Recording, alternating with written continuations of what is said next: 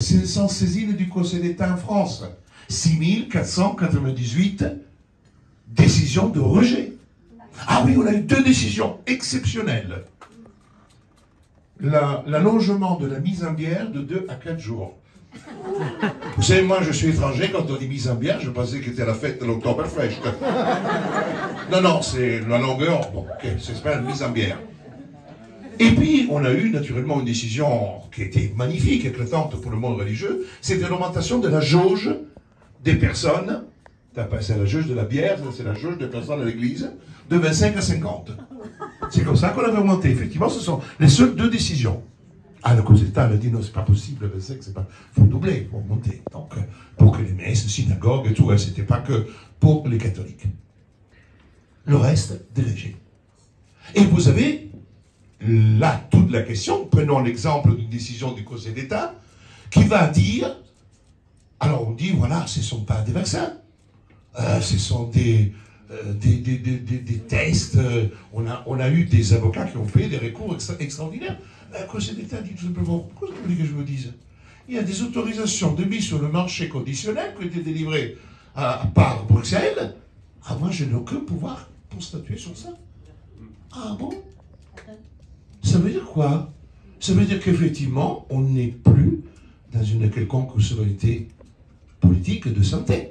Parce qu'à partir du moment que l'Agence européenne du médicament, avec la Commission, délivre une autorisation de mise sur le marché, nous n'avons plus aucun pouvoir de discernement, de discussion, d'évaluation. C'est ça, la réalité judiciaire.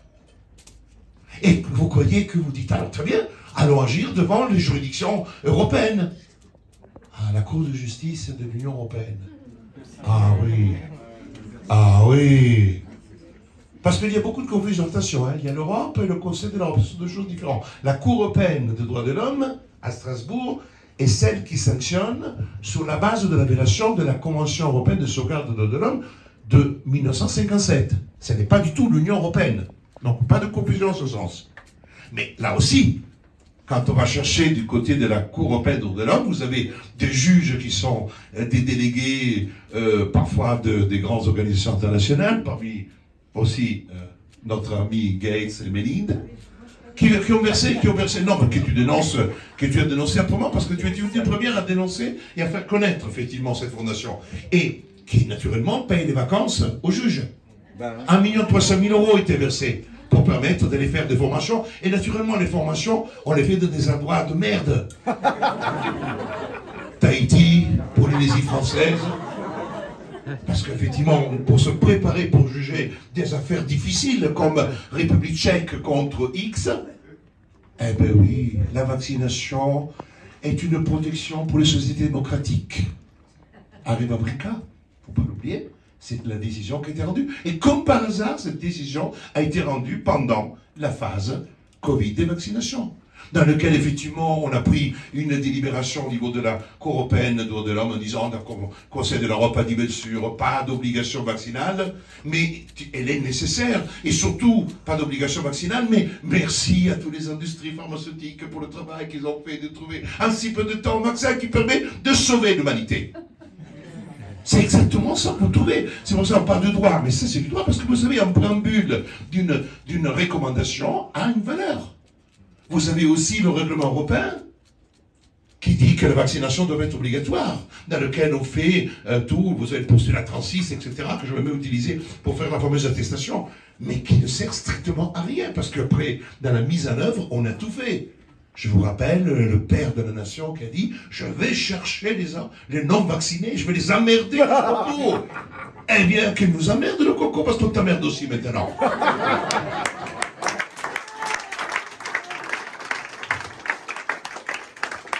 Alors, je dis cela pourquoi? Parce que je n'ai pas participé à des grandes opérations juridiques internationales parce que je n'y crois pas. Il y a une chose qui m'a conforté au fur et à mesure du temps, les dernières années, surtout les derniers mois, c'est le retour à la réflexion sur le peuple. Parce qu'on a beau en faire, vous pouvez aller devant le juge. Vous savez, c'est plus facile de trouver un juge indépendant en Suisse et en France qu'au niveau des institutions internationales. Mais il faut que ce juge-là, il ne pense pas qu'il est saisi par Carlo Brusa, Astrid ou Chloé ou Dupont. Parce que, dit, voilà, c'est le complotiste du jour qui va nous faire chier. Il faut que le juge soit conscient qu'il va porter une responsabilité dans ses décisions pour un nombre important de personnes. Et là, j'ai eu le choc.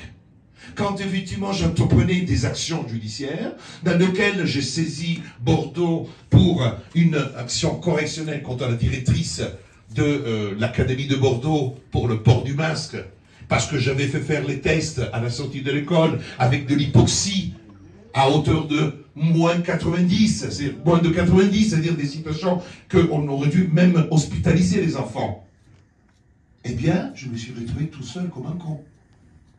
Je n'ai pas eu une personne de tous les collectifs, les mamalous, etc., qui disait, oui, tu as fait l'action, mais j'intervenais. Et du fait que j'ai, quand même, avec l'Action 19, quand on avait 5000, on avait quand même beaucoup d'informations, on m'a dit, Carlo, c'est un massacre. Si tu maintiens l'action, ils vont demander 150 000 € de dommages intérêts pour tuer l'association, pour procédure abusive. Et qu'est-ce qui se passe formé de la sorte? Je fais un désistement d'instance et d'action pour couper l'herbe sous le pied et empêcher les juges de me condamner. Parce que l'avocat, quand il s'est présenté, il n'avait même pas vu que j'avais déposé des conclusions de désistement d'instance et d'action.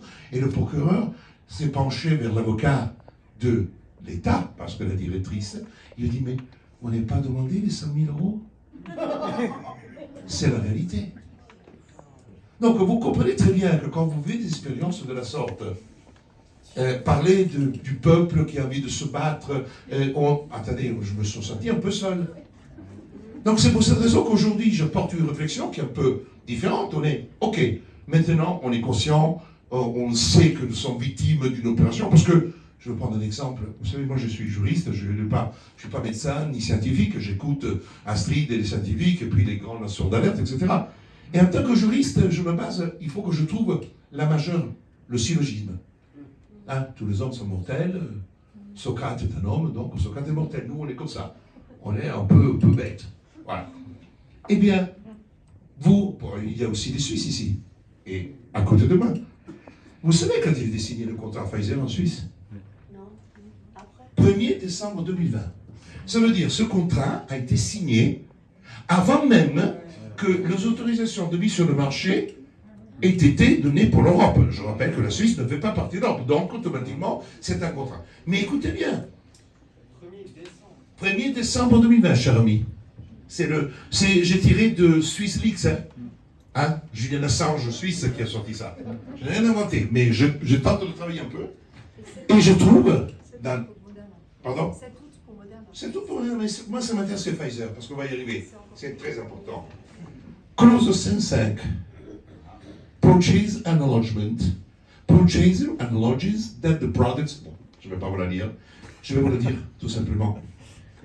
L'acheteur reconnaît avoir été informé par le fabricant qu'il ne connaît pas l'efficacité de son vaccin et il ne connaît pas les effets secondaires à court et à long terme. C'est la clause 5 dans le contrat de vente. Comment on peut signer un truc? Ben, chère madame, c'est pour ça que vous venez à cette conférence ce soir, pour tenter de l'expliquer. Attendez, chers amis, c'est très important, parce que vous voyez que des fois, chercher la faille, on peut faire écrire des tomes de 100 000 pages sur la Covid, mais il faut frapper juste. Cet article 5, vous le trouvez dans tous les contrats Pfizer. Vous le trouvez dans le contrat Pfizer signé le 31 mars 2021 avec l'Afrique du Sud, où effectivement, je puis découvrir, au mois d'août 2023, l'existence de ce contrat, dans lequel je trouvais la clause 5.5 identique à celle signée le 1er. Ça veut dire, 1er décembre 2020, Pfizer ne sait pas ce qu'il est en train de vendre. 31 mars 2021, Pfizer ne sait pas ce qu'il est en train de vendre. Oui, mais belle chose, 26 octobre 2020, 2 mois avant, contrat signé par le Québec. Et la même clause, on la trouve aussi. Donc, mois d'octobre, mois de décembre, mois de mars, l'Albanie. Tiens, conquête italienne. On était en Albanie. Voilà, ouais. Ben, les Albanais sont autonomes. Ils ont signé un contrat aussi. 1er juin. Même clause 5.5. Et concomitamment, en même temps, Pfizer nous faisait des magnifiques communications reprises par les médias, dans lesquelles effectivement il nous disait le 30 mars, même jour de la signature du contrat avec l'Afrique du Sud, efficacité, pardonnez-moi, à 95%. J'avais dit 100%, je me suis trompé. C'est que du 95%. Et alors là, je dis, ah, tu vois, oh, putain, qu'est-ce qu'ils sont honnêtes. On nous avait dit 100%, il n'y a que 95%. Allez, on va se faire une picouse encore. Allez. Et comme on n'est pas à l'époque, un petit booster. Allez. Tant qu'à faire, je me fais même enfiler. Comme ça, c'est bon. Ben oui. Donc, quand vous voyez ça, là, il y a une arme fatale. Alors, ce que j'ai constaté, c'est qu'on fait... Tu parles, j'adore la scène du crime. Et quand on fait la scène du crime, on cherche l'auteur. Et le problème qui se pose, c'est qu'avec Pfizer, actuellement, alors tout le monde parle de tel, mais personne n'a le courage d'attaquer Pfizer. Nous sommes en train de le faire, oui, et on va y arriver. Aux États-Unis même, Texas, plainte déposée par l'autorité, Kansas aussi. C'est pas les militaires qui l'ont fait pour finir? Non, non. Là, c'est l'Attorney General qui a déposé, on en a deux. Nous sommes en train de préparer notre plainte en France, et ça sera du juridique. Et je dis que pour moi, la chose fondamentale, c'est comme von der Leyen. Von der Leyen, nous avons eu plus de 200 plaintes déposées auprès des parquets, dans lesquelles on a vu parfaitement la réponse qui a été faite par le ministère, parce que c'était le même texte, en disant, nous ne trouvons pas l'effet sujet, mais on a eu aussi des ouvertures. Aujourd'hui, nous avons 3 enquêtes préliminaires ouvertes en France contre Mme von der Leyen sur la fameuse plainte que j'ai mis le 23 mars 2023. Bravo. Merci, c'est gentil.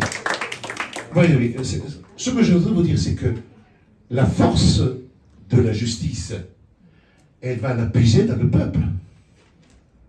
Et le peuple est déterminant, et nous devons reconquérir nos institutions.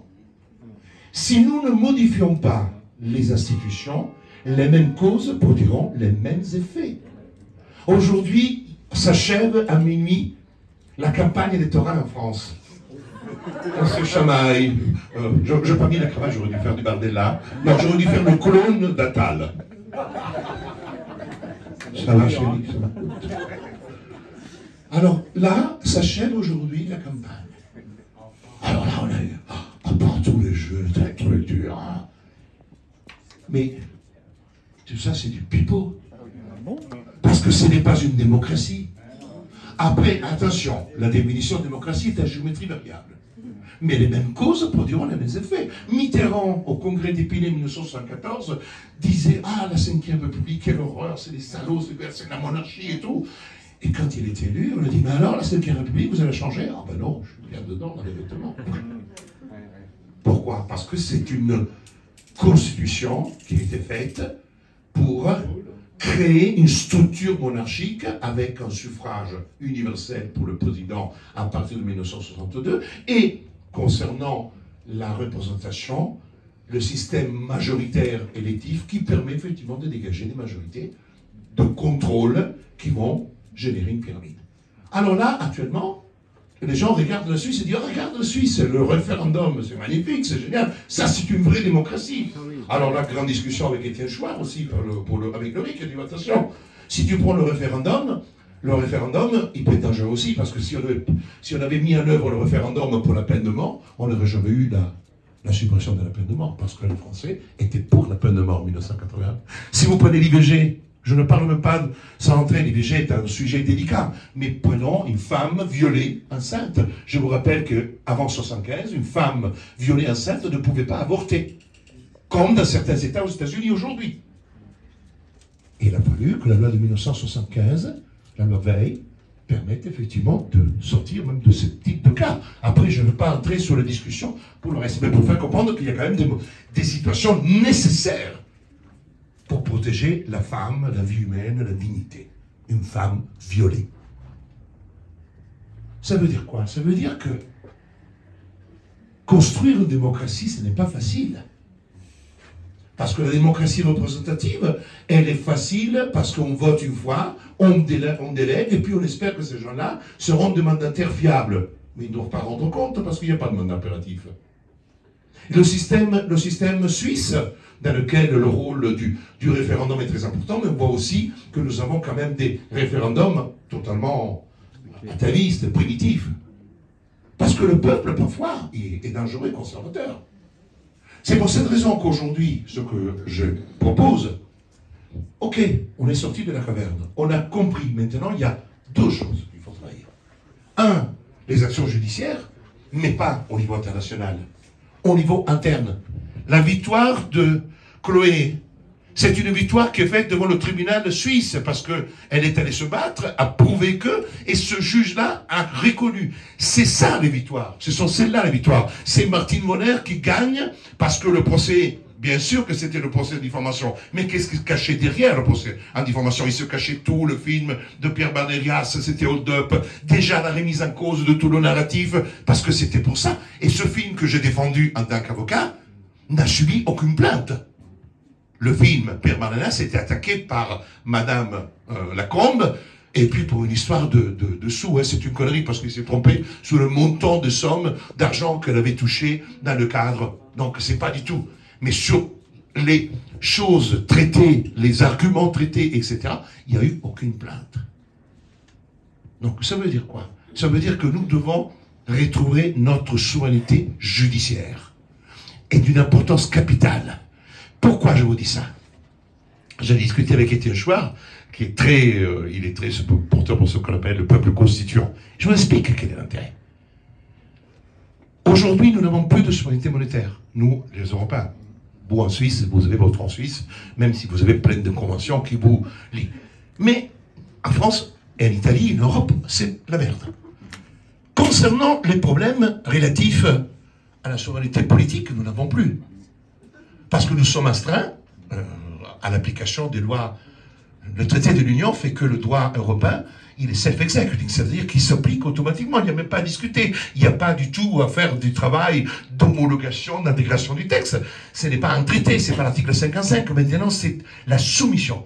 Mais il reste encore, et là, je le dis, c'est un secret, gardez-le, il n'y a pas beaucoup de gens, il y a quelques milliers de personnes qui nous regardent, c'est la justice.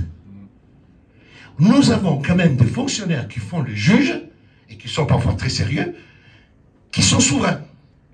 Ce sont les seuls, je vous le dis, le juge d'instruction en France est un juge souverain, ça veut dire qu'il ne prend pas des cours, de leçons, des autorisations de l'Europe. Donc, je vous le dis, c'est ça ma croyance légitime. Et c'est le seul, parce qu'aujourd'hui, je sais très bien qu'en allant à la CIGE, je n'aurai rien, que je vais à Bruxelles, je n'aurai rien, donc je les cherche dans mon pays. Mais vous l'avez dans votre pays. Saisissez en Suisse tous les fois que vous pouvez. Mais nous pouvons gagner si nous attaquons von der Leyen en Suisse, en Italie. Mais regardez, j'ai envoyé la plainte en Italie. En Italie, ils n'ont pas déposé. Parce que l'Italie, elles sont massacrées. Du Covid, 95% des Italiens sont fait vacciner. C'est une catastrophe. J'ai failli me faire exploser la tranche dans les bars napolitains parce que je prenais position contre les vaccins. Quand je suis arrivé en Sicile, après avoir été testé à Paris, le pass sanitaire parce que j'ai eu le Covid, je me suis fait encore tester par une nana scaphandrée à Palerme. Et vous dites la Sicile, pays de la mafia, pas du tout. Pas du tout. J'ai pris un appartement, qu'on appelle le B&B. La dame, elle m'a laissé la clé sur le paillasson. Ah, allô? Qui parle? C'est moi. Pour entrer dans l'appartement, oui. Et quand je pars, laissez la clé sur le paillasson. A peur du Covid. Donc, on a vécu. On est là. Donc moi, aujourd'hui, je suis en France, on a fait 40 ans, 30 ans avocat. C'est pas une question d'avocat. Parce que d'avocats, il y en a 80 000. Le problème, c'est que la plupart des avocats, ils se sont portés disparus lorsqu'effectivement le Covid est arrivé. Parce que le barreau de Paris, c'était un barreau aux ordres dans lequel, comme tous les autres barreaux, il fallait... Je vais plaider un dossier avec une collaboratrice qui était enceinte, et là, le masque descend sous le nez, le président de la cour fait... Maître, vous pouvez remonter votre masque? La nana était comme ça, elle avait mal à respirer. J'ai dit, je me lève, monsieur le président.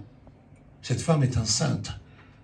Le masque limite l'oxygénation, soit elles plaident sans masque, soit nous arrêtons. Ils se sont réunis en chambre de conseil. Ah oui? Pour sortir et dire, exceptionnellement, compte tenu du fait que Madame est enceinte, Maître X est enceinte, elle pourra plaider sans masque. Non, mais ce sont les vécus. Ce sont les vécus de la justice. Quand vous allez plaider et vous avez devant vous des gens qui sont derrière un plexi à 6 mètres de vous, qui vous demandent de ne pas dépasser le banc, vous pensez qu'ils vont vous rendre une décision en disant « Oui, putain, le vaccin n'est pas bon ». C'est pas possible, c'est comme si tu demandes à l'alcoolique de dire que le vin est bon pas bon pour la santé. Mais non, l'alcoolique va dire il est bon. Donc c'est ça. Il faudrait, alors il y a un confrère avec qui je travaille qui me dit mais il faudrait que nous soulevions l'article 6, pétitre 1 pour que nous ayons un tribunal impartial. Et ça veut dire quoi? Ben, des juges non vaccinés. Ben c'est pas mal comme truc. Mais arrive, alors je voudrais un juge impartial. Est-ce que vous êtes vacciné ou pas? Déjà, atteinte au secret médical, article 1110, métrique, 4 est foutu. Vous voyez à quel point nous sommes. C'est quand même un truc, c'est des ouf, hein. Parce qu'à partir du moment que tu vas plaider quelque chose qui concerne la santé et la vaccination, et tu as devant toi des gens qui sont fait vacciner parce qu'ils ont suivi la règle imposée par l'État, putain, ils vont te dire non, ce que tu me demandes, ah ben tu as raison, je me suis fait piquer de la merde. C'est pas possible. Donc vous comprenez très bien que la phase dans laquelle nous sommes aujourd'hui, et cette réunion est arrivée, j'en ai parlé à David, et puis je suis très heureux d'être là, c'était de ne pas s'arrêter au fait de dire, ok, maintenant on a compris, il faut, j'ai fait le tour des collectifs pour parler de cette idée du peuple. Et je terminerai sur un point fondamental. La cour d'assises statue sur des crimes graves. Et la cour d'assises est composée de magistrats et de jurés populaires. Vous avez 9 jurés qui vont trancher et participer à la décision de justice. Et ça marche très bien. Ça marche très bien parce que même les juges ont peur, des fois, quand il y a les cours d'assises. Parce que les jurés, ils ont pas fort aux yeux. J'ai reçu des lettres, des fois, dans lesquelles un jury se plaint de magistrats en disant qu'il voulait interférer. Donc, ça se passe assez bien.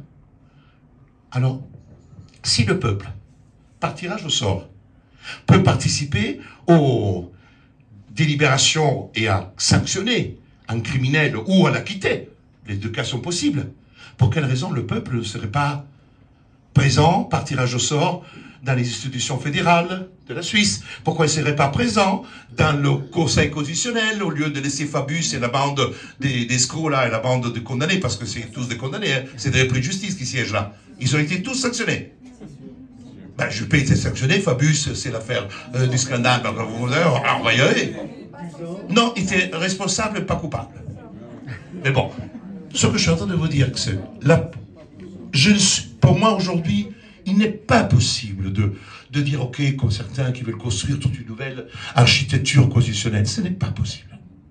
Mais nous devons, vous savez, l'exemple quand vous avez un barrage, vous avez plusieurs personnes, vous les mettez avec un marteau tout au long du barrage, ils tapent, ça ne fait rien. Mais quand vous prenez 100 personnes avec un marteau et vous les mettez tous à taper au même endroit, vous faites exploser le barrage, même avec un petit marteau, parce que les vibrations au même endroit vont briser même 40 mètres de béton armé. Ça veut dire quoi? Ça veut dire que nous devons confluer autour de points essentiels qui feront peur, parce que dire nous voulons que 5 personnes siègent au Conseil constitutionnel, ou que 5 personnes siègent au Conseil fédéral. Et alors, c'est le peuple qui le propose, et quand les gens disent, bah non, mais c'est pas démocratique, non, c'est exactement ça, c'est démocratique, alors tu vas les coincer, parce que les grands défenseurs de la démocratie, tu vas les mettre au dos mur. Si tu leur dis, on va tout changer, on va chambouler toute la Constitution, ça passera pas. Sauf si tu vis la même situation de la Constituante du 26 août 1789, où effectivement la Constituante a voté les 17 articles de la DDH, de la Déclaration des droits de l'homme. Il faut arriver à un acte fondateur sur quelques points. Je prends le mouvement 5 étoiles qui était né par un philosophe et un Buffon. il s'est ancré sur 5 points. C'était la gratuité de l'eau, c'était le recyclage, etc. 5 points qui ont fait converger énormément de monde, beaucoup de jeunes. La Wi-Fi gratuite. Vous imaginez que dans les 5 points du Mont 5 étoiles, il y avait le Wi-Fi gratuit. Ah oui, mais ça veut dire quoi? Que des fois, nous sommes là en train de philosopher avec des thèses extraordinaires sur les éléments modificatifs de nos constitutions, mais les jeunes, ils s'en foutent. On n'est pas loin de l'EHPAD. Comme ça, hein? Oh, non mais, il y a des femmes et des hommes qui se sont exclus naturellement. Moi, je suis pas loin. Ah, il y en a d'autres aussi qui peuvent être des copains avec moi avec la couverture. Mais j'ai dit comme ça, j'aime bien provoquer. Il y a des femmes blondes et intelligentes, il y a bien une exception. Il y en a 2. Donc j'ai dit cela pour dire que le problème, c'est que il y a une carence de notre sortie de la caverne, ce sont les jeunes. Et le problème qui se pose, c'est que nous avons le vécu du passé, on a vécu parce que on était quand même un peu tous endormis.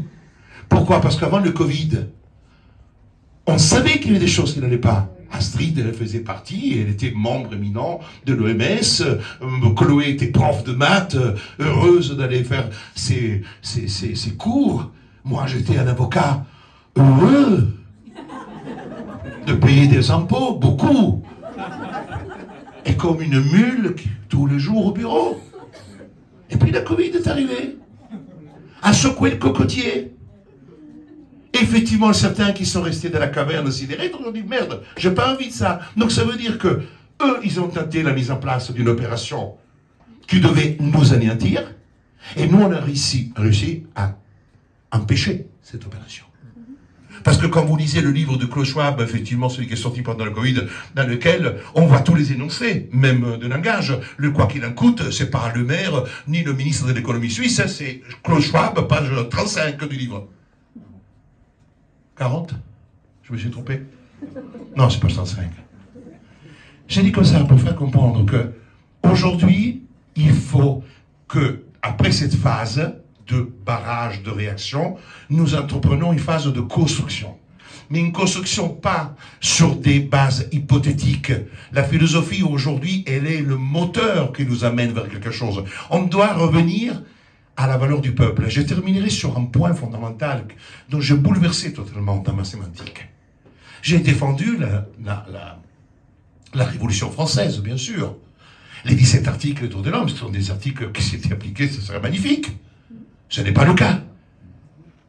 Et j'ai dit, la Révolution française a bouleversé l'ordre établi, c'est-à-dire l'objet du droit, c'était l'homme, avec l'aristocratie, le noble, la monarchie, et Dieu qui était placé au centre de l'univers. C'était ça. Et la Révolution arrive, elle balaye, elle enlève Dieu, elle enlève le roi, et dit maintenant, il y a un sujet de droit. Ce sujet va prendre le pouvoir, il a 17 rayons qui lui permettront de rayonner, de vivre une vie exceptionnelle. C'était le rêve fantastique des révolutionnaires. Mais c'était un rêve fantastique révolutionnaire un peu maçonnique.